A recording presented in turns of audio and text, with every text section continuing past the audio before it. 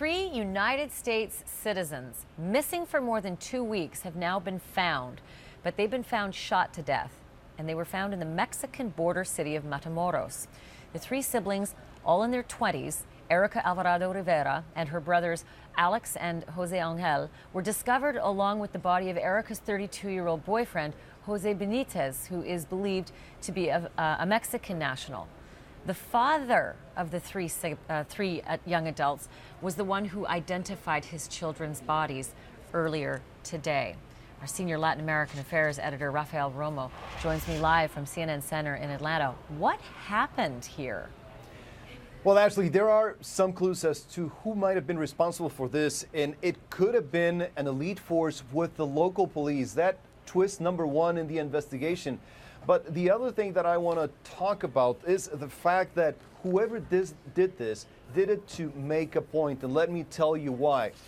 The bodies, I was able to confirm this with the Mexican authorities, all three young people, along with the Mexican companion, were found tied by the hands and feet. All were shot in the head, and the bodies were badly decomposed when found. Officials say they were kidnapped on October 13 in the city of Matamoros, just across the border from Brownsville, Texas, and killed the same day. There's an interesting story, like I was saying, Ashleigh. Investigators say witnesses told them an elite force of the local police, known as Group Hercules, was responsible for the kidnapping. Officials are now questioning 9 officers who belong to the force of 40 in total. Authorities are trying to find out if the real elite force was responsible for this or whether this was a group of imposters. The bodies of the 3 Americans were identified by the victim's father. Ashleigh?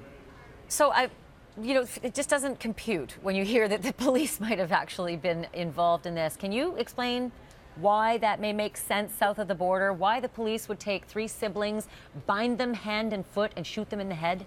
It wouldn't be the first time, unfortunately, Ashleigh. We are also following a story of 43 missing Mexican students where the police is believed to be involved in the disappearance because they were on the payroll of a Mexican drug cartel. There's also a case in the month of June where soldiers were accused of killing 22 people in a separate incident. So I am not saying that that's what happened in this case, but we have seen similar incidents in the past, and so that's what authorities in the Mexican state of Tamaulipas are trying to find out. Can you clear one thing up for me, and it's this. The way these 3 siblings were found, like you said, it was absolutely a message. They were in an advanced stage of decomposition, a very sad story. That poor father, what he had to go through to identify his kids. Is this a message to America in any way, that these are 3 American citizens left like that? Or was this something completely different, maybe crime-related, maybe something entirely different, and it had nothing to do with their citizenship? At this point, there's absolutely nothing to say that this was a message sent to Americans. We have to understand the context in which this is happening. Tamaulipas, the state where this happened, along the Gulf Coast and just south of Texas, is in the middle of a war between 2 very powerful drug cartels who are fighting for territory.